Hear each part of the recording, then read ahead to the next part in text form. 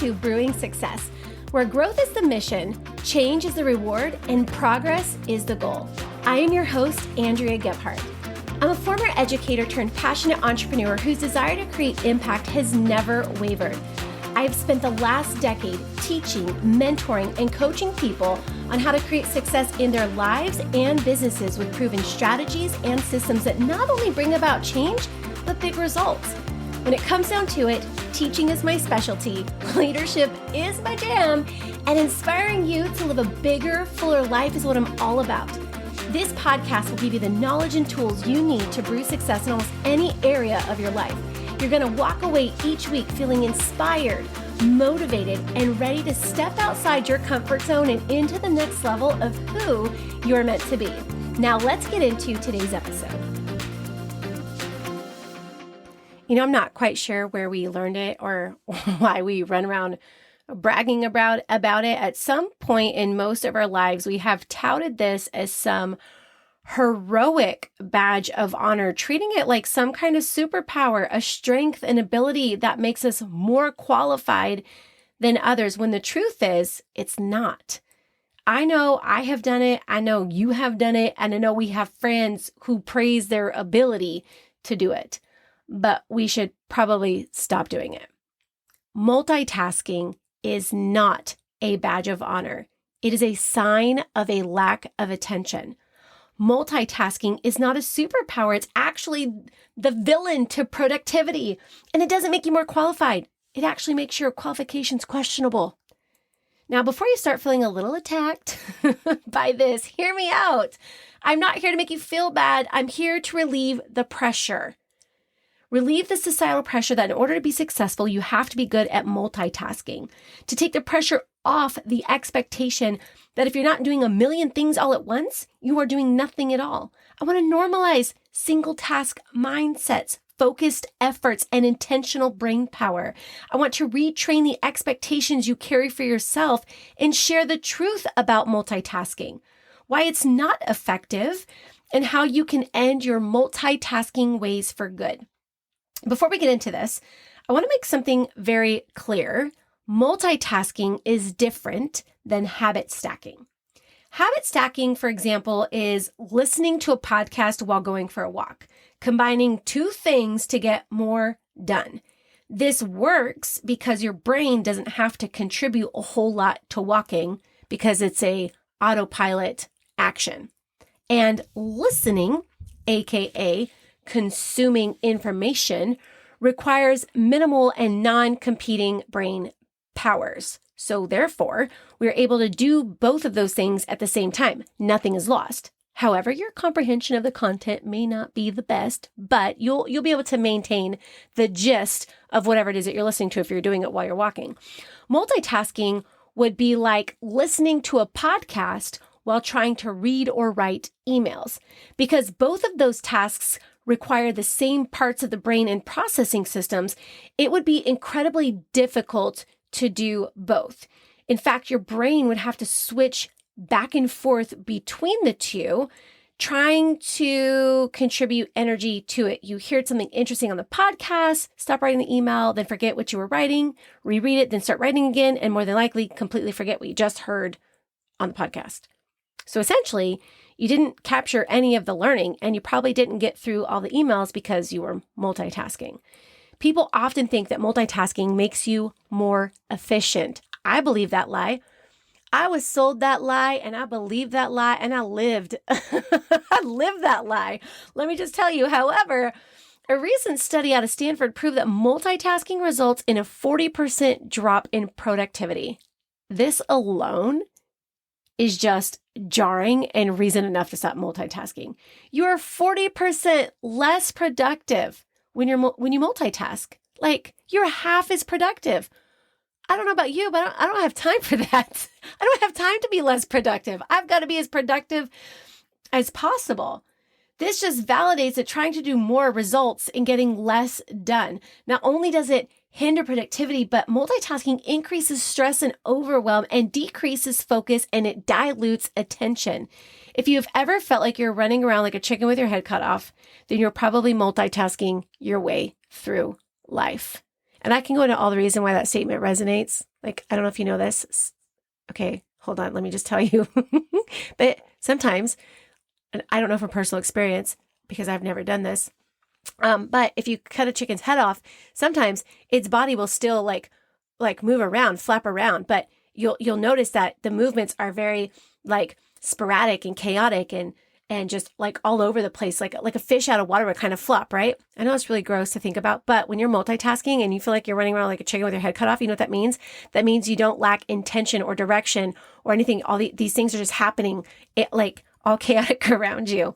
So now you know where that expression came from. The truth of the matter is that the brain can only handle so much, only has so much capacity. So we have to learn to use our brains wisely. The brain wasn't, listen, this is real science, by the way. Your brain isn't wired to multitask. The brain is wired to switch from one task to another. It's like trying to work in two windows at the same time on a computer. You can't do it. If you want information from one window, right? You're gonna like copy and paste something. If you want information from one window, you have to minimize the one you're in to retrieve it, then minimize that one, then open the other one, then apply the information there. If you've ever had to copy and paste something, you know what I mean. The brain can have many tabs open, so to speak, but it does its best work in one window, aka one task at a time.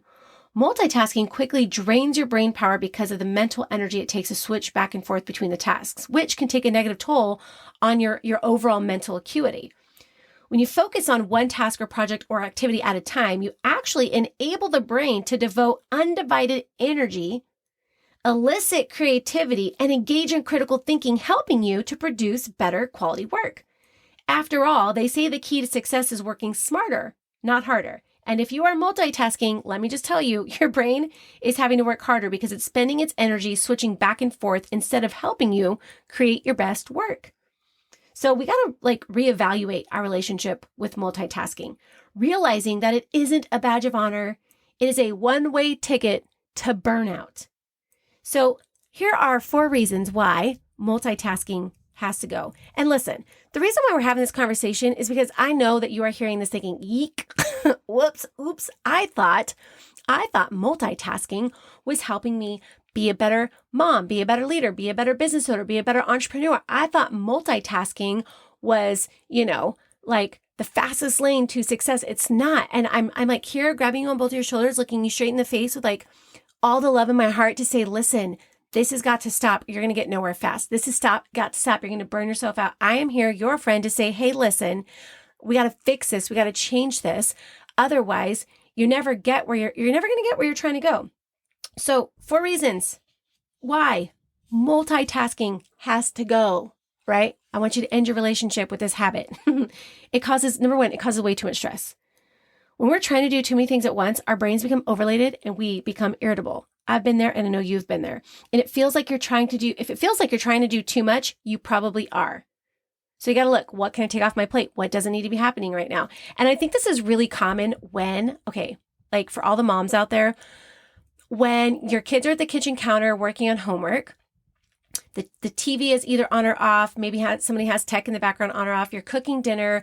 Oh, and you also have like your cell phone out because you're trying to like check in with friends. You have all these things, you're multitasking. You're trying to like get homework done, cook dinner, do the things, build your side business, whatever the case may be. And like dinner's starting to overboil and somebody has a meltdown at the counter and then whoops, you just sent the wrong text message to the wrong group chat. Oh boy. And you are like short circuiting, right? You become irritable, you become stressed. A kid comes to you to ask a question about their homework and you flip out on them. And it's not that you really have a case of flip out. It's because your brain is like, blah, stop. Oh my gosh, this is too much. If it feels like too much, it's probably too much. So we got to fix that. Number 2, it doesn't lead to progress. Multitasking does not lead to progress. Let me say it again. Multitasking does not lead to progress. That is a lie. Multitasking gets a lot of things started, but not so many things completed. This gap in results is self-defeating and actually decreases momentum and confidence. Reason number 3, we got to get rid of it. It creates crappy results. When you're multitasking, you're dividing your attention and energy, which means you are giving it only the percentage of effort as the number of tasks you are engaged in. So if you're doing 2 things at once, you're only giving it 50% of what you're fully capable of. If you're doing more, you're actually giving less to each thing. And you can't get to 100% complete or awesome if you're only able to put in half the effort. The fourth reason why we got to get rid of multitasking, it dilutes your attention. Multitasking does not allow you to give your full undivided attention. It keeps you from seeing the big picture. It distracts you from the essence of whatever it is you're working on. It takes away from your ability to pay attention to what you are truly doing, leaving a lot up to chance and very little to choice. So if you are a recovering multitasker like me, oh, so many of you guys nodding your heads right now. Yes, it feels so good to be in common company. Grab your pen because you're going to want to take notes on how to put an end to this for good. So the first step to recovery is honoring the brain and what we know about how it works, its capacity, how it's wired, and what it's designed to do.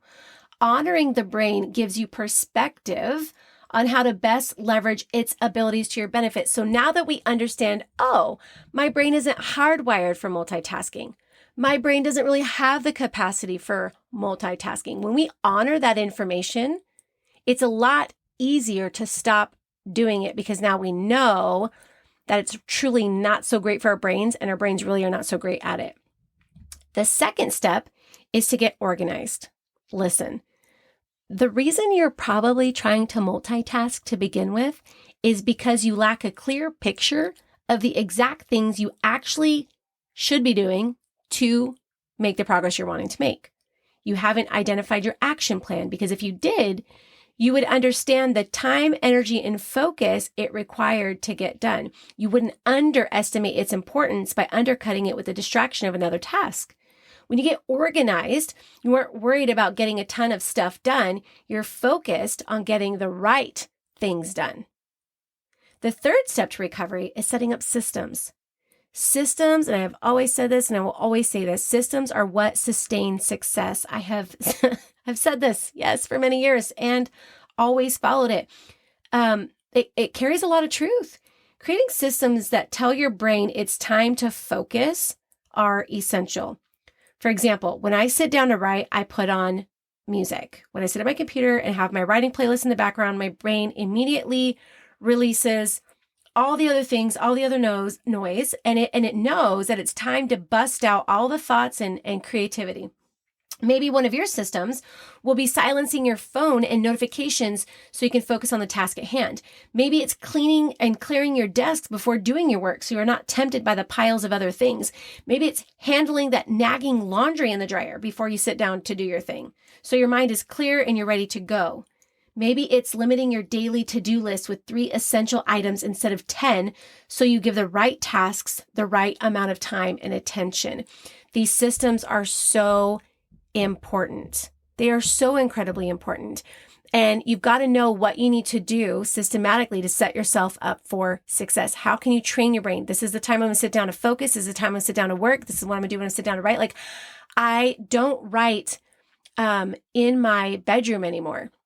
I used to, when I first started this podcast 2.5 years ago, I wrote a majority of my episodes out and did my research and did all that stuff in my bedroom.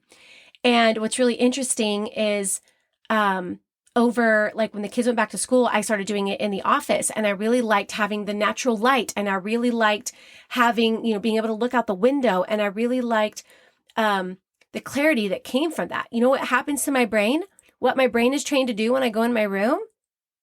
My brain is trained to get ready for bed, shut it down and go to sleep. So when I try to go write in my room, my brain is so confused and it's really crazy. I have the most insane amount of writer's block. I struggle to get to complete thoughts. My brain is sputtering. But the minute I go sit down in my office and sit in that same chair and get that playlist going, man, the ideas just flow. The creativity is there. I don't even have to try. It just comes flowing out of me, right? So systems are so important to help you get to that place. The fourth step is to decrease distractions. Listen to me when I say this. Every time you're distracted, every time, a ping of the phone, a hunger ping, the buzzer of the dishwasher, the dogs, that phone call, that person stopping by your classroom or your office, every time you are disrupted and distracted from your work, listen to this. It takes about 25 minutes to get back to that state of flow or that level of productivity that you were in. So three distractions is over an hour of wasted time. That's time you had to take to get back on track. Like, that's insane to me. 3 pings, 3 notifications, 3 emails, 3 interruptions. Wow. It's bananas, especially when we're constantly saying things like, I don't have time, or there's not enough time in the day. The time is not the issue. Your carelessness with it is. So we want to make sure that we are managing those distractions, those disruptions. So I'll tell you guys a funny story. So there was this period of time, it was actually like last year in the spring, and I was super behind in all the things. I literally felt like I was running to catch up. Multitasking was definitely something I was leaning on to try to manage it all, which was failing, obviously. And I really couldn't figure out why I was falling so behind and why I was falling so short on things. I typically, sit at my computer every day, hyper-focused from about 11:30 to 3. Like every day, 11:30 to 3. It is clockwork. It is non-negotiable. Nothing interferes or interrupts that time period. I am hyper-focused on sitting down and getting some work done. So, this is when my dogs actually take their daily nap in their crates. I legit put them to bed like a baby, and I get a bulk of my work done in this window. Why? Because one time I tracked it. I tracked the level of distraction that my dogs were. I love Rocket and I love Phoebe. I love Moxie. You guys all know I love my dogs, almost at nauseum. But they were a huge distraction. One day I actually charted with tally marks on the back of the back door window, in a moment of sheer frustration. I mean, literally I was sitting there trying to write. We have this little doorbell dingy thingy, next to the back door, and they'll slap it with their paws and it ding dongs. It sounds like a convenience store, and I have to get up and let them out, right? So it was one day, sheer frustration. I was like, oh my gosh, how many times? And then it got me wondering, how many times do I even do this? How many times do I get up and down? And so I started to track it with a whiteboard marker on the glass window, right? And you would not even believe it. You would not even believe, this was me just tracking from 11:30 until 3, how many times my dogs freaking distracted me. You want to know how many times it was? You're never going to believe it. In this 3-hour block of time, 41 times I was getting up to let someone in or out of that back. 41. I couldn't even believe when I counted. If you do the math, that is literally an interruption every 4 minutes. I was getting nothing done. No freaking wonder. No wonder I was so behind. No wonder I was falling short. No wonder I was feeling frustrated. No wonder I was no wonder. If you look at the statistic I just gave you, 25 minutes for every distraction, what is even happening? I was getting nothing done. It was just absolutely crazy. So now I work, they nap, and my level of productivity and efficiency has skyrocketed. No joke. 11:30. Let's go, guys. Time for bed. Open the pantry door. They're totally like Pavlov trained. It squeaks. They walk back toward their crates. They go to bed, put them down so I can get down to business in my office. The 5th step to recovery is to develop an awareness and understanding that rest is required. This means you got to make sure that you are getting the sleep you need each night so your brain can show up full capacity each day. Then you want to think about the time and energy that is required for the tasks at hand. When you have a big project that is going to require a lot of time and mental energy, then you won't schedule yourself for much else. Why? Because we're honoring our brain and understanding what it has the capacity for. If you're blind to this information, then you're going to lack focus. If you know it won't require much time or mental energy, you can maybe stack it with something else or add a little bit more to your plate that day. On the days I have to create big, gigantic, fat content, my content loads are big, that's my primary focus and the place I give my attention. When I know that I am working on developing podcast episodes because it involves so much, that is what I work on. I don't have other tasks that I'm switching back and forth between. It is literally, that's my primary focus. It's where I give my attention because I need all the brain cells and systems on deck to produce high quality work that is consistent with my ability. So you got to understand that, okay, if I want to be productive and I want to be successful, I want to produce higher quality work, I got to get proper sleep at night, which means having a nighttime routine, going to bed every night at the same time, getting to bed, getting good sleep so that you can wake up rested and ready for your day. It's understanding and knowing ahead of time the level of mental energy and time that this task is going to take so that you don't schedule too much, so that you're making decisions based on what you can actually do versus what you think you can do, therefore helping you actually get a whole lot more done. So my goal here with you today is to give you permission to hang up the multitasking cape. I want you to be productive and focused, not stressed and overwhelmed. I want you to generate momentum for yourself, constantly increasing your level of confidence and self-efficacy because you are getting the things done and making the progress each day.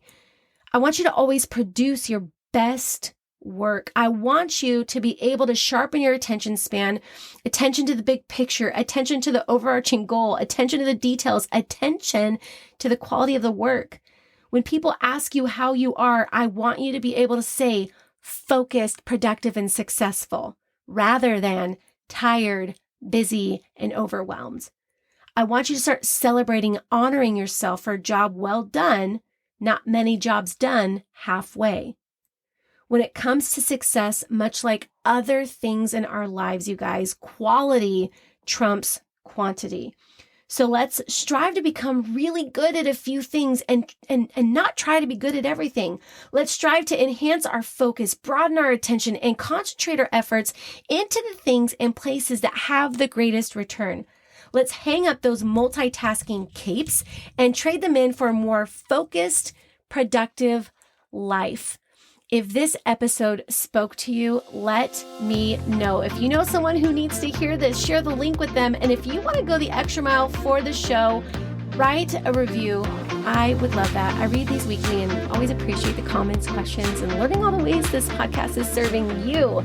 Be sure you are signed up for my weekly Live Inspired email, following the Brewing Success IG page for updates, additional motivation, and to connect with growth daily. And of course, if you want more, head on over to Amazon and grab the ABCs of Leadership Mentoring Journal. Can't wait to get back here with you on the show where growth is the mission, change is the reward, and progress is the goal.